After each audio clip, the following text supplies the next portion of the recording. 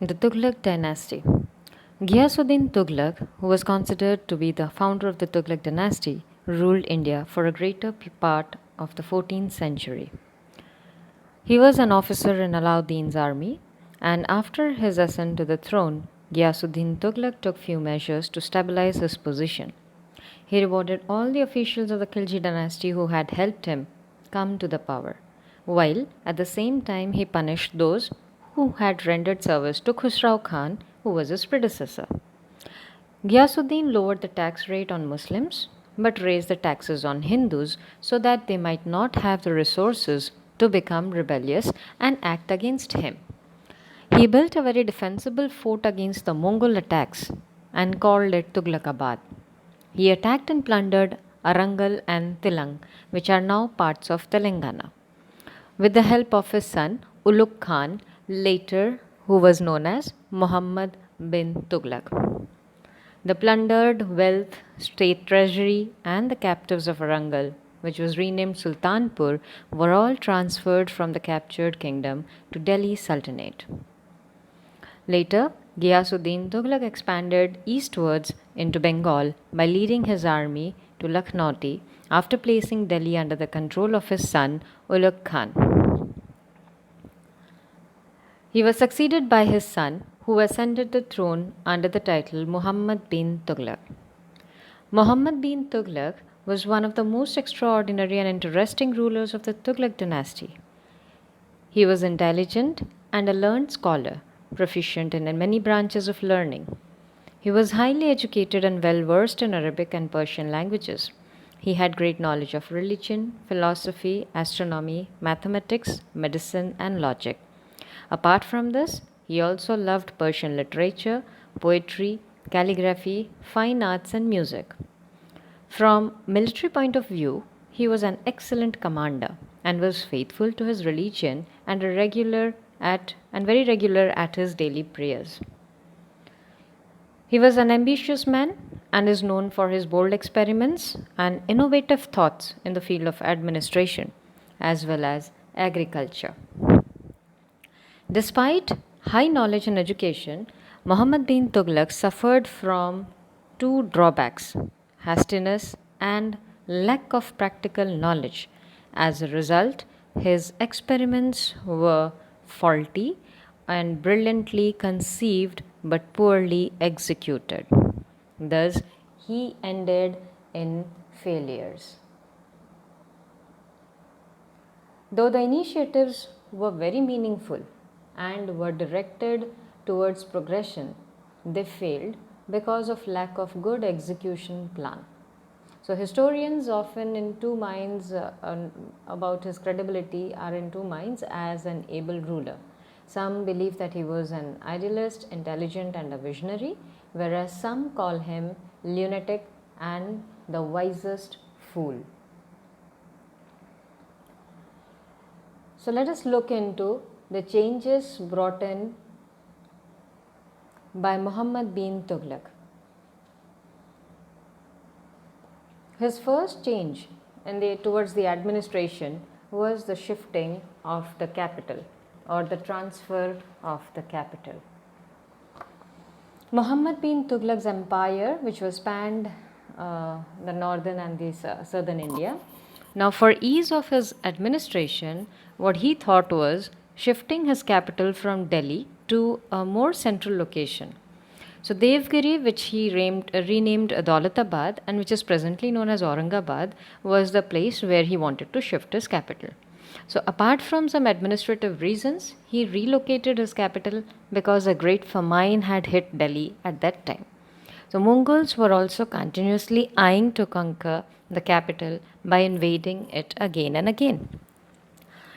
Now, the distance from Daulatabad from Delhi was near about 1250 kilometer, and therefore elaborate arrangements were made for this long journey. Now, broad roads were constructed, shady trees were planted on both sides of the road, and temporary huts were built at an interval of 2 miles. There were provisions for food and water, and at regular intervals, there were postal services established, as well as rest houses were also established.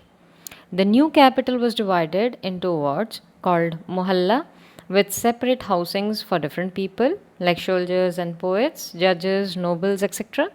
And grants were also being given by the Tughlaqs to the immigrants. The journey was very long and toilsome. So many of them died on the way. Now, those who could somehow made it possible to reach to Daulatabad, they were unable to adjust to the new surrounding and therefore they got homesick. In this process of shifting capitals, he ordered all the people to shift to Daulatabad. Gradually, Muhammad bin Tughlaq realized that this shift was not a wise decision, as the invaders from the northwest would, in the long run, be a great threat to his empire without his presence in the north. So he again decides to shift back to Delhi. This caused confusion and difficulties to a number of people. Therefore, we say his implementations were highly acceptable, but he ultimately fails with his plans were highly acceptable, but the execution, his implementation was a failure. There was one more such administrative change that he came up with very good thoughts, that was token currency.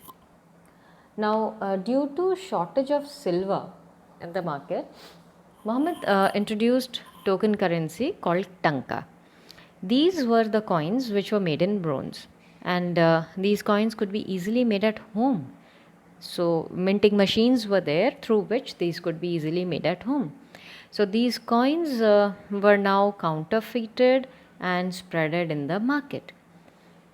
So, people now started overnight minting coins, and the entire market was now more of this bronze coin. While he did this, to get rid of the shortage of the silver coins, but soon this experiment failed, because many people have started manufacturing fake coins and the entire market was filled up with these coins. So people started losing faith in accepting these coins, and this brought chaos in trade and commerce. So he had to consequently withdraw the token currency. Next such failure was taxation in Doab. Having ruled almost the entire Indian subcontinent, Muhammad bin Tughlaq wanted to conquer Central Asia too. So, to build up a large army and pay the soldiers appropriately, he levied heavy land taxes in the Ganga Yamuna Doab. Now, why the Ganga Yamuna Doab? Because this particular region was extremely fertile. So, during this time, it was his bad luck that this Ganga Yamuna Doab was ridden with famine and the crop production suffered. Now the peasants refused to pay taxes and they began revolting against the harsh measures taken towards tax collection by the government officials. Some of them even abandoned their land and ran away to the forest. Seeing this situation, Muhammad bin Tughlaq carried out effective measures to help the famine-hit regions by ordering distribution of grains, peasant loans and other facilities for improving farming. But by now, this came very late. This help from Muhammad came very late, when already a huge mass of people had died of starvation and the crops had failed miserably. So this also turns out to be a failure. Then, to pursue his dream of conquering the entire world, he prepared a huge army and paid them a full year's salary in advance. Now, in the process of annexing Persia, Iraq and Khorasan, he had to face the failure of the token currency back in India. So, this made him disband the army and return to India. Therefore, plan of conquest was also a failure. Now let us look into the Sultanate administration. The power of the Delhi Sultanate kept expanding all over India. To have a strong hold on the masses in these regions, having an effective and efficient government machinery was inevitable. So the Sultanate followed a highly centralized form of administration with the Sultan at the helm of all affairs. The administrative system of the Sultanate comprised the central government and the provincial government. Now, under the central government, the ultimate power rested with the Sultan, as he was the supreme executive, legislative, military, and judicial authority, as well as he was the key policy maker on the social and economic front. The Council of Ministers appointed by the Sultan to assist him in the ruling of the Sultanate. The Prime Minister or the Wazir headed the council. Diwan-e-Risalat was responsible for dealing with religious matters and was helped by a leading Qazi, also called the Chief Sardar. Qazi advised the Sultan on the matters of religion, judicial, and civil matters. The Diwan-e-Insha was responsible for state correspondence and looking after the records of the court. It was overseen by a central minister who was known as Dabir-e-Mamalik.